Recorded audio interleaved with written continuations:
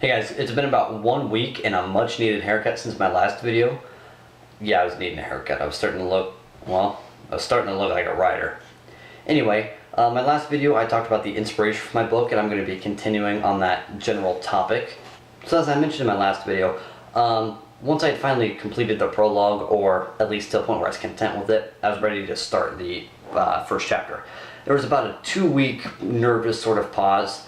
I was excited but nervous about starting it, but eventually I did, and I knew what I wanted, so I dove right into it, started writing, came out pretty easily. It took me about an hour per page to write when I first started, and I read multiple accounts where as you get more experience writing, you tend to write faster, and that's completely true for me. At least it has been with this book. It took me about a week to write the first 4 chapters, and when I went to start chapter 5, I found that I couldn't.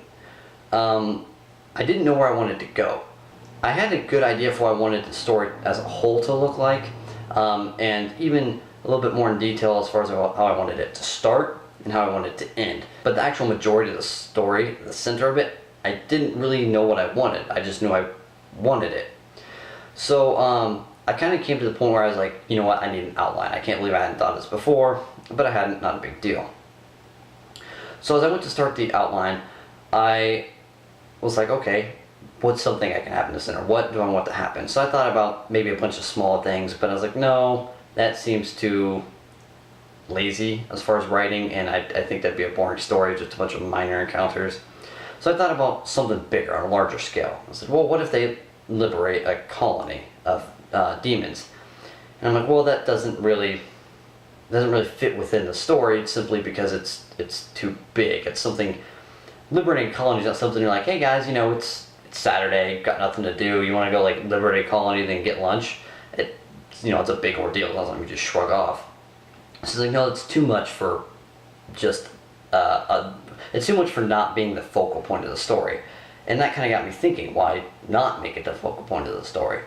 So I actually decided to do that, and by doing that, I pushed what the original intent for the first book to be to the second book, and what the second book was supposed to be to the third book.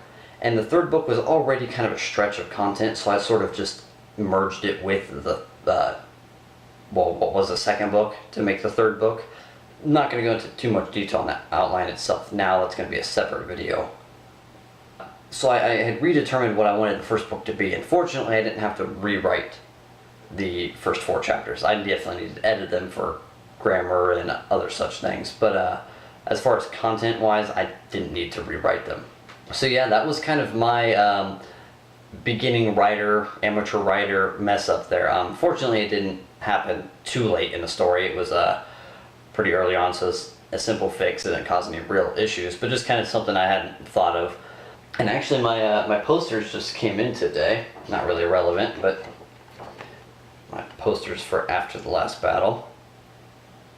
So that's pretty neat, super excited about those. My bookmark should be in tomorrow, actually, and hopefully my hardback books will be in the day after that. But anyway, thanks for watching. I'll put a link to where you can purchase the book down in the description. If you're watching this on my Author Central page, there won't be a link because you'll already be there. Anyway, as always, thank you for watching.